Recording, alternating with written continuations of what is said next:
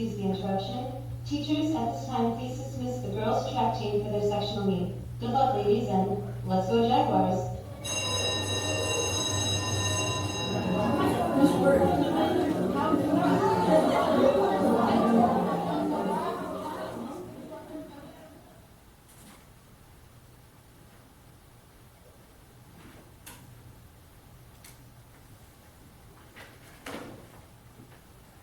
Can I help you with your books or anything? No, I've got it. So, how'd your doctor's appointment go? Any news? Not really. She'd said I have to be on the crutches for at least another week, and I'll have to wear the boot for another month or two. There's still some surgery, but they're not sure how much. So, no more track this year. Yeah. So, Well, are you at least going to sectionals to be with the team? no, Well, why not? I can't. Won't Coach McMahon let you? That doesn't make any sense. I can't go, okay? Dahlia, I know this is tough on you, but you should still go to support your teammates. Well, I can't, okay? I can't because I'm already failing 2 classes from all the stupid work I have to make up from when I wasn't at school that I can't bring myself to do. They won't let me go. School policy, 2 Fs, no sports. I have noticed you've been a little unfocused in class lately, but I don't Your think... class isn't even the worst of it. It's world history and calculus. Ugh, calculus. Dahlia, I understand your frustration. No, you don't. How could you possibly understand what I'm going through?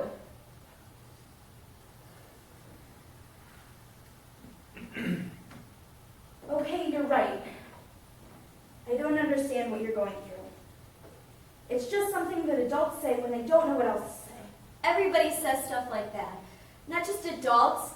My family, my friends, teachers, doctors, everyone. Everything will be okay. You'll be back in no time. There's always next year. But they don't know that. Nobody does. My foot's so messed up, they don't even know what to do first. And that's the hardest part, isn't it? Not knowing. Yeah, that's it. Dahlia, there's no point in spending your energy on something you can't control. When has worrying ever made anything easier? I don't know. Never, I guess. My doctor said that anxiety can slow the healing process. Exactly. So let's focus on something you can't control, like your history grade. What do you need to do to bring that up? I'm missing a lot of assignments. Mrs. DeWitt said that we can meet and make arrangements, but I haven't gotten around to it. Well, what are you waiting for? A reason. Track is what always motivated me to do my best, in school especially. Keeping the highest grades I could meant that I'd always be able to help my team compete. And you can still do that. Don't you think they'd compete better if you were there to cheer them on? I'm sure they still think of you as a member of the team. Yeah, I guess they do. They even decorated my locker for sectionals. I guess my team was always my real reason for everything. I'm going to talk to Mrs. DeWitt during my study hall and see about those assignments. I think those assignments will help you grade. As for calculus, I don't know what to tell you. Math is math. Your best bet would be to find a tutor. Yeah, tutor sounds like a good idea. Stupid calculus. Stupid Sir Isaac Newton. Yeah, of all his great discoveries, I must say, inventing calculus has to have been a major letdown. He was such a... Should have just stuck to science, which, by the way, is another class I'm behind in. Luckily, there aren't that many assignments to bump my grade down that far, but there are just so many labs to catch up on. Seems like all my life consists of is eat, sleep, homework, and repeat. I can't even get back into physical therapy without being reminded that everything I've worked for has just gone down the drain. All because of some stupid accident. It's just... I can't imagine my life without running. But Thalia, you are far more than just a great runner. Do you remember the beginning of the school year year when the freshmen wandered around with their schedules looking lost? Yeah, I guess I remember that. I stood in the hallway and watched you. You made sure each of those students found their classes. And when your friends saw you doing that, they did the same thing. And what about when Rebecca transferred in? You showed her around every inch of the school, invited her to sit at your lunch table, and didn't you even introduce her to her prom date? Yeah, Preston. But I think they just broke up. Okay, so you don't have a future as a matchmaker. But Thalia, you are always setting an example, even when you don't know it. You inspire others. You lend a hand. And you make them feel welcomed, like they belong. By being part of the track team, you develop this desire to bring everyone together. You consider your identity as a strong runner the only thing that makes up who you are. But have you looked at the bigger picture? I just felt it was something I should do. I didn't realize anyone noticed. Believe me, people notice. Do you remember when you studied Maya Angelou your freshman year? I've learned that people will forget what you said, and people will forget what you did. But people will never forget how you made them feel. Exactly. Hold on to that. And while we're on the subject of English class, I seem to remember a fine essay you wrote for our Great Gatsby unit a few weeks ago. The one where I asked you to write about the ambition of one of the characters. Your classmates did fairly well with it, but you took it in a different direction, which surprised me. I got quite a few submissions on the ambition of Nick or Jay Gatsby, but yours was the only one that focused on Daisy. Because I understood her. The drive, wanting to succeed, wanting more than what she had, wanting to be the best. I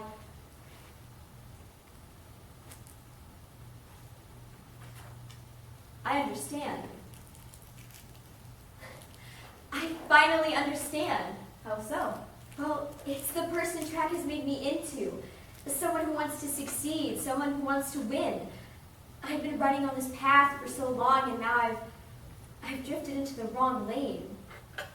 I feel like I'm sort of on this pity party path, and if I want to change the way things are going, if I want to make a difference in my life, I'm the one who has to make the choices. Choose the one less traveled by. Oh, Robert Frost? Just a thought.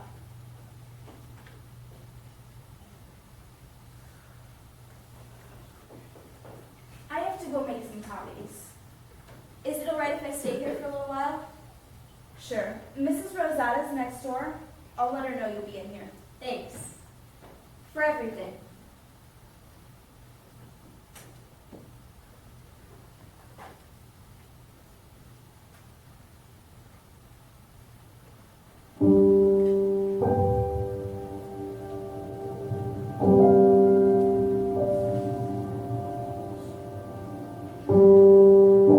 Two roads diverged, not in a yellow one, but on a yellow tile hallway.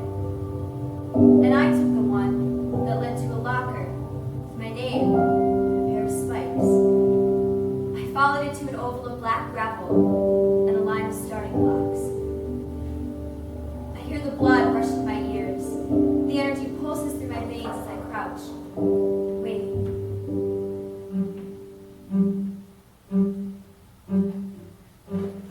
A pistol pop echoes through the air as I set off on a path drawn out between white chalk lines. Not just a guide for me to follow, but a lifeline.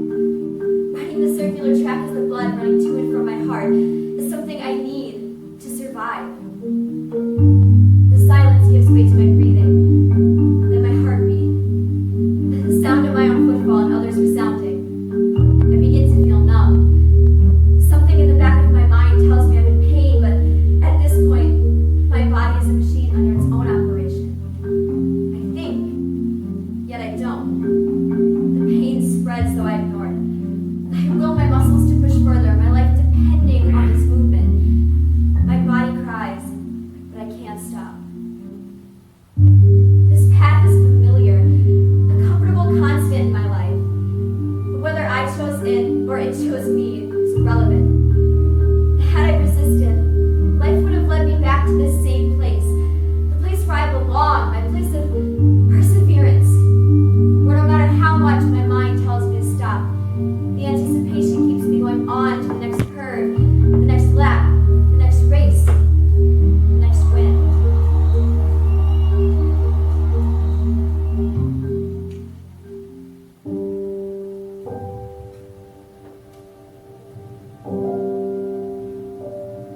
As for the other paths untraveled, I've never looked back. This is where I belong. My mind, my body, my soul, all of me knows it. This is what made me into the person I am now. The leader, the helper, the one who succeeds. Where the road had diverged, I made my choice.